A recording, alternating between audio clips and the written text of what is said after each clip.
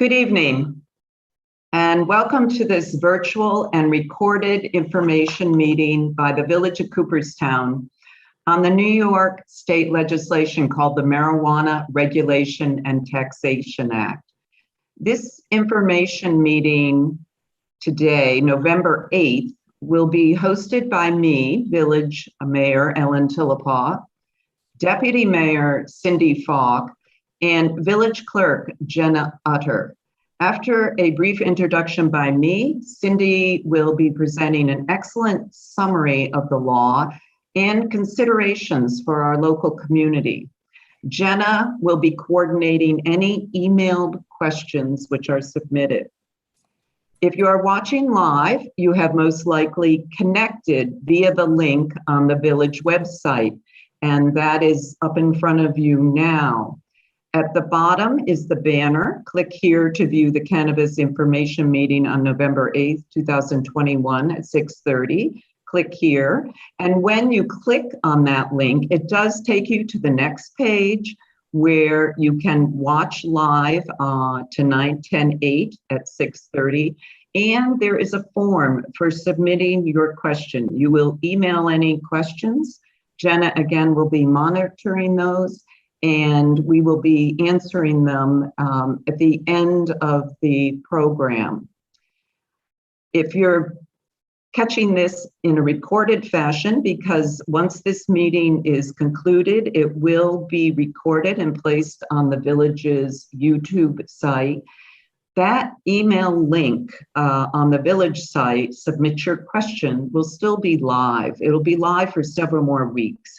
So if you are viewing this in a recorded fashion on YouTube, you can still go to the Village website, www.cooperstownny.org, and still have an opportunity to submit your questions. On March 31st, 2021, New York State adopted Chapter 92 of the laws of 2021. The law is known as the Marijuana Regulation and Taxation Act, MRTA. This legislation was enacted with the stated purpose of creating a regulated and taxed cannabis industry in New York, and to provide for social and economic justice related to the sale and use of cannabis. The law legalized the possession and use of cannabis immediately for adults 21 years and older. It is legal for New Yorkers to possess 3 ounces of cannabis, and they can also possess up to 24 grams of concentrated cannabis oil. The legalization of adult use cannabis is an enormous shift in public policy.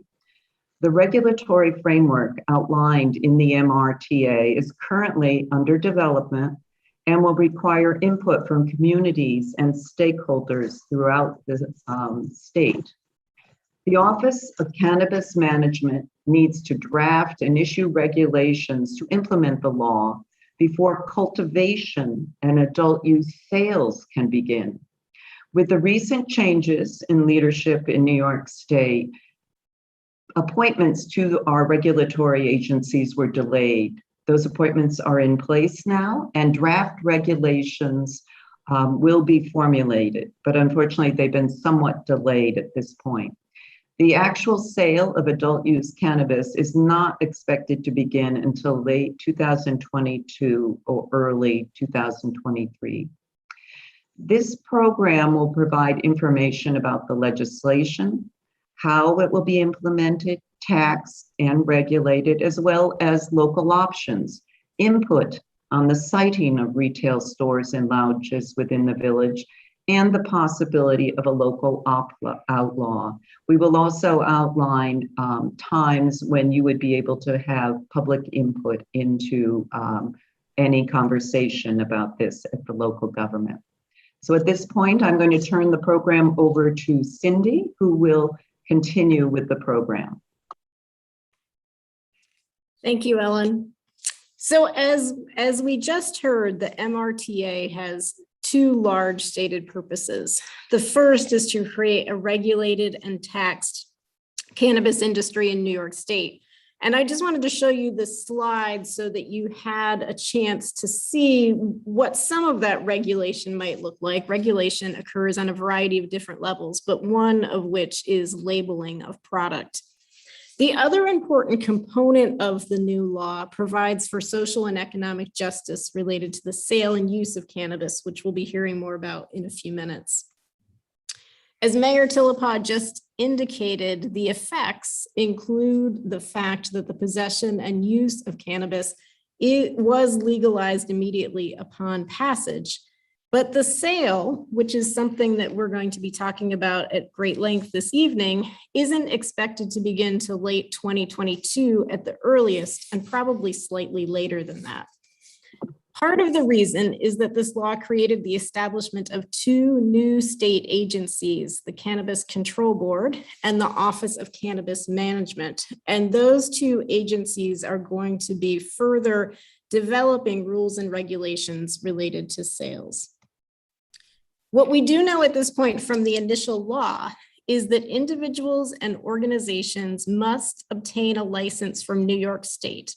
So a state license as opposed to a local license, before engaging in the cultivation, processing, distribution, delivering, dispensing of cannabis, or operating a cooperative, a micro business, a nursery, or an on-site consumption establishment, sometimes referred to as a cannabis lounge. We also know that based on state legislation, 50% of adult use cannabis licenses, again, those state licenses, will go to social and economic equity applicants and ensure inclusion of individuals from communities that had previously been disproportionately impacted by the enforcement of cannabis prohibition, also to minority-owned businesses, women-owned businesses, distressed farmers, and service-disabled veterans. Prior to submitting an application for a license, the applicant must notify local governments of their intention to locate operations within the municipality. So if people are interested in licenses within the village of Cooperstown, the village as well as the town would be notified. And that those local governments will have the opportunity to comment to New York State on the proposed operation and license application prior to it being issued.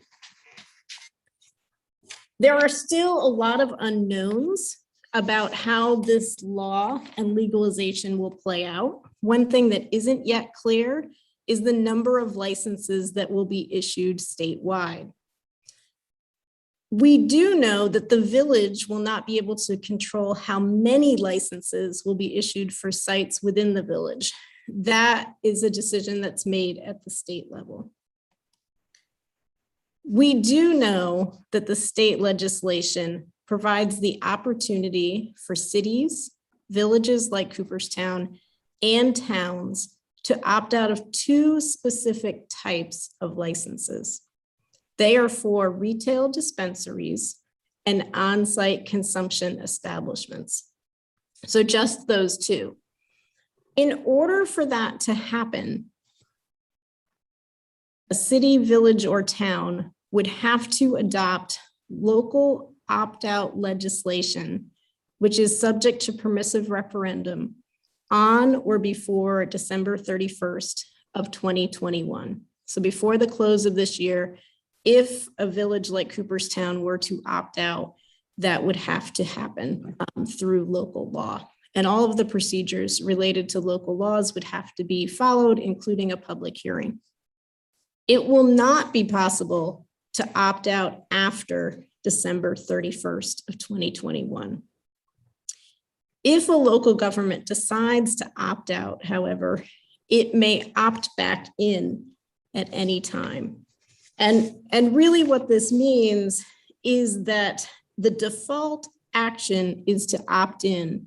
So municipalities that have said they're doing nothing are in fact choosing to opt in. It is the opt-out legislation that requires a more thorough process. In the last slide, I used the term permissive referendum, which is something that we as members of the Board of Trustees sometimes use, for instance, when we move money between funds. This law was set up to allow and in fact require in some cases a permissive referendum, which is a process that is conducted according to Article 9 of the New York State Village Law. What that enables is a process by which voters petition through an authorized resolution to appear on the ballot. Once it's on the ballot, registered voters decide the fate of the resolution, either to support it or to overturn it by majority. So in a village, this can play out in two different ways. If the Board of Trustees were to vote on legislation to opt out, voters could file a petition with the village clerk within 30 days of the adoption of that local law, asking for the opt-out legislation to be placed on the ballot. That petition needs to be signed by village voters, numbering at least 20% of eligible voters in the previous general village election. So that 20% would be calculated at 269 signatures. There is also a second option specifically for villages, as opposed to cities or towns. The Board of Trustees may, upon its own motion, submit a local law to a referendum, eliminating the need for a petition. In either one of these cases, the first option by the Board of Trustees needs to be to adopt an opt-out law, which then would go to referendum in the May 2022 election. Some things to consider in terms of opting in or opting out. Many have been talking about revenue, and there is, in fact, as a result of this local law, a 4% local tax on retail sales of adult use cannabis. 1% of that goes to the county. So if a sale were to occur within the village of Cooperstown, 1% would go to Otsego County. The remaining 3% would go to the city, village, or town in which the sale occurs. So in a village like Cooperstown, we are actually located in two different towns, depending on where you are in the village, either the town of Otsego or the town of Middlefield. If both the village opted in and the town opted in, that 3% would be distributed between the town and the village. If there's not an agreement already in place, then it's distributed equally, meaning that the village would see 1.5% of sales. So what that translates to is 1 million in sales would equate to $15,000 for the village of Cooperstown. So you're probably wondering what sales might look like. And there's a lot of uncertainty in regard to that. If we look at some of our neighbors in Massachusetts who've been doing this for a few years, you can see the numbers are large, but not necessarily predictable. So in Lee, Massachusetts, which is located right on the Massachusetts Turnpike, it has a population about 3 times the size of Cooperstown's, but it's located near the New York State border. Certain retail establishments there got started very early and in their first year made $16 million.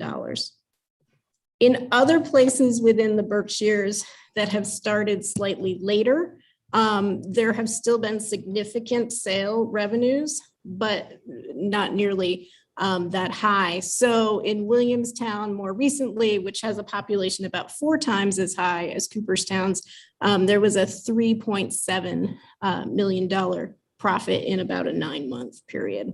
So it's a little hard to predict, especially since we know that many of these places in Massachusetts are also been catering to New York State residents who've crossed the border.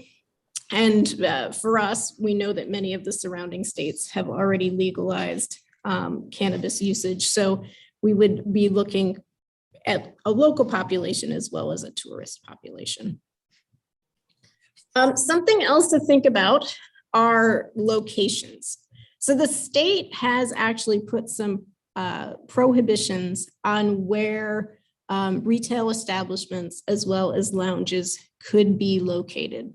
There is a 500-foot buffer zone around schools, and you can see that area in the lower part of the slide marked in red, as well as a 200-foot buffer zone around churches. And you can see our churches marked with blue circles around them. That much is very clear in the New York State legislation. What is a little less clear is this part of the state law, which talks specifically about advertising and marketing. And it charges the Cannabis Control Board with creating regulations for advertising and marketing related to a 500-foot perimeter around schools. Well, we heard that before, but also playgrounds, daycare centers, public parks, and libraries. And so for the Village of Cooperstown, depending on how this is interpreted and the rules that the CCB creates, there may be greater areas, including parts of Main Street that couldn't, for instance, have signage. Although the MRTA does not explicitly state that local ordinances related to zoning must be followed, everyone at this point feels that these licensees will have to comply with local zoning regulations. That includes special use permits, site plan approval, and for Cooperstown, architectural approvals. And with that in mind, I thought it would be important to show you, again, looking toward the Berkshires, what some of these retail establishments might look like. In Great Barrington, for instance, there are retail establishments located on a traditional main street within existing buildings, as well as in freestanding buildings that appear to once have been houses. In Lanesboro, Massachusetts, interestingly enough, there is a former grocery store that you see on the right-hand side of the screen that's been converted for this particular use. So we know that our architectural review process would apply to these types of facilities as it does to all other exterior changes. What our zoning doesn't do at this time is define a cannabis retail dispensary or an on-site consumption establishment. Those aren't definitions in our zoning law for obvious reasons. It appears that a dispensary may fit under our definition of retail stores and shops. And retail stores and shops are permitted in the business and commercial districts within the Village of Cooperstown. So if we look at a zoning map, those would be the areas in pink as well as the areas in purple. An on-site consumption establishment or lounge may fit under the village's definition of restaurant, although that's a little less clear. Restaurants are also permitted in the business and commercial zones and are also allowed as accessory uses to hotels, regardless of where they're located in the village with a special permit. Where it gets a little more complicated is whether a dispensary could be considered a home occupation under our current definition. Home occupations have a number of provisions that are designed to protect residents in residential neighborhoods from the type of business that might disturb the quality of that setting. So home occupations are only allowed with a special permit, and there are prohibitions against both pedestrian and vehicular traffic that causes a hazard or disturbs the residential character of the immediate neighborhood. There are prohibitions against offensive or noxious or injurious noise, vibration, smoke, dust, odors, heat, and glare that may be produced through home occupations. And there are some specific prohibitions, including restaurants, which is why it would appear that lounges under our current zoning law are not permitted. But all this to say, there may be changes if the village decides to opt in that we want to make to clarify the place of both dispensaries and lounges within our zoning law. New York State has also added to its law an interesting clause that allows cities, villages, and towns to regulate the time, place, and manner of retail dispensaries and on-site consumption sites. It's not completely clear what this means. Time, place, and manner doesn't follow a typical zoning type of verbiage, but it does seem that the Cannabis Control Board and particularly the legislatures who made this provision are aware that places, cities, villages, and towns may want to create some additional regulations about when sales can occur, where they can occur, and also how they can occur. For instance, whether or not drive-through types of businesses are permitted. Thinking about other laws that already exist that come into play, public use is one consideration that we've heard some concerns about. So the public health law in New York State prohibits smoking and vaping in a variety of places. That includes bars and restaurants, public transportation, at colleges, at youth and children's facilities, at hospitals, indoor arenas, and a few other places. It is clear that where the smoking or vaping of tobacco is prohibited, the same will apply to cannabis. And the penal law for New York State excludes school grounds within 100 feet of a school or library entrance or exit or outdoor area, or in or on a school bus. New York State has long allowed local governments to create more stringent smoking regulations, and the village of Cooperstown has already done that. So Village Hall and adjoining land at 22 Main Street, the entirety of Doubleday Field, Council Rock Park, Lakefront Park, Pioneer Park, Badger Park, 3 Mile Point Park, and Ferry Spring Park are all already smoke-free zones, and that would continue to apply. It's worth noting, however, that in states where legalization has occurred, that while smoking of cannabis is certainly one way to consume it, that other types of usage are also on the rise, particularly edibles and flowers. So some final things to think about. The first is deliveries. So a village like Cooperstown is able to opt out when it comes to dispensaries and when it comes to lounges. There is no opt-out for deliveries within a municipality. So if a delivery business were to receive a license nearby, they would be able to deliver within the village. It's also important to know that cannabis sales are largely conducted in cash due to federal regulations.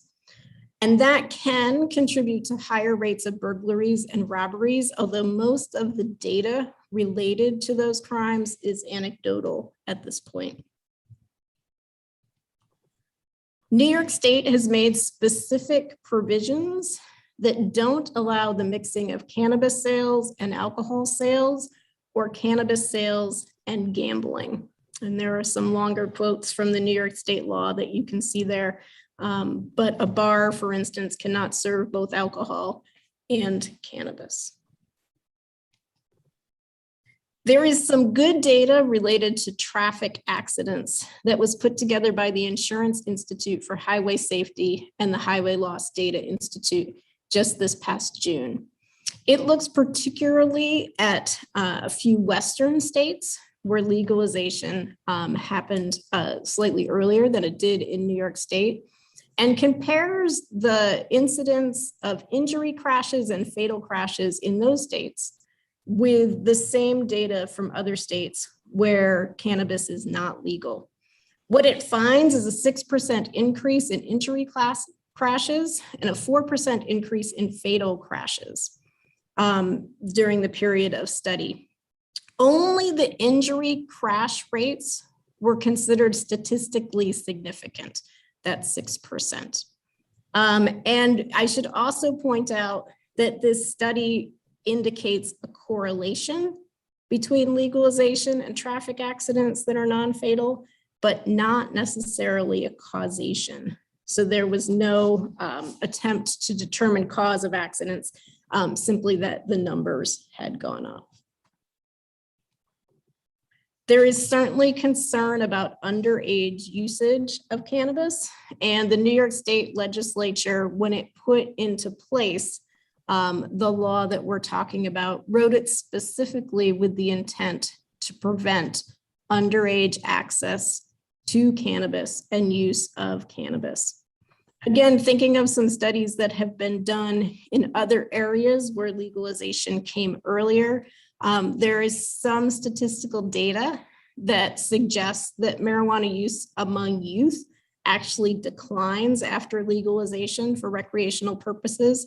And that is due to the fact that with legalization and enforced regulation, it can become harder for teenagers to obtain marijuana. So what's next? You now have the opportunities to submit questions using the online system that was discussed earlier. So if you go to this form, you can enter your name, your email address, and ask your question. You can also do that later if you're watching this presentation in a recorded format, or you can simply email questions to jutter@cooperstownny.org. If you'd like to submit lengthier comments, you can also do that by emailing Village Clerk Jenna Utter, or by sending them to the Village of Cooperstown at P.O. Box 346, Cooperstown, New York, 13326. This Wednesday, the Board of Trustees will be meeting at 10 a.m. to consider next steps. The Board of Trustees could determine that it wants to set a public hearing to consider an opt-out law. And the date and time of that public hearing have yet to be established, but would be publicly announced. And certainly public comment at public hearings is exactly what we are looking for. If the Board of Trustees doesn't consider an opt-out law, there would not be a public hearing, but public comment is always welcome at public meetings. And the next regular meeting would be set for Monday, November 22nd at 6:30.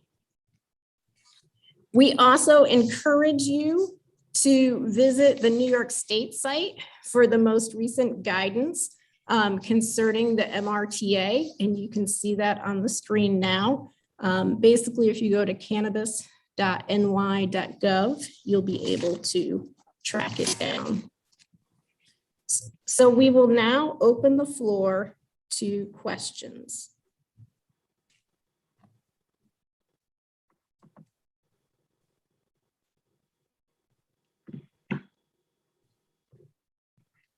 Excellent, Cindy. Thank you.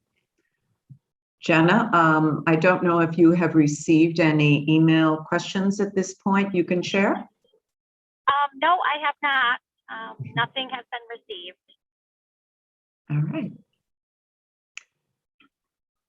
As I mentioned, that question component to the village website will remain open. You can email questions at that site still, and they will be answered with an email reply. Also, you can email Jenna directly at the email address Cindy gave earlier. At this point, the next meeting of the village board will be this Wednesday, November 10th at 10 a.m. And this subject will be discussed amongst other business that we'll be conducting that day. This subject will also be discussed. The bottom line is, in order to have a public hearing, we have to take some action that would allow the public to comment on this New York State legislation. So if you are able, you're welcome to attend that meeting or send any written comments.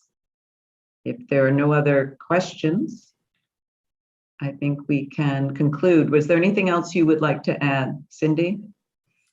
I wonder if I misspoke based on a text that I received from McGuire. Thank you, McGuire, about the date. The date, you said May, and it is if there was a permissive referendum, or which would be instigated either by a petition process or, as Cindy outlined, in a village, we have the option of just passing a motion and not having people go out and gather signatures. We can just move to have this question placed on the March village election ballot. And so that is the one that would be covered, should we come to that point. Thank you. Anything else? All right. Well, thank you. I think it was really appreciated, all the work that all the trustees have put into looking at this and thinking about our local community and how we can best fit the needs of our village within the scope of this New York State law. So thank you very much.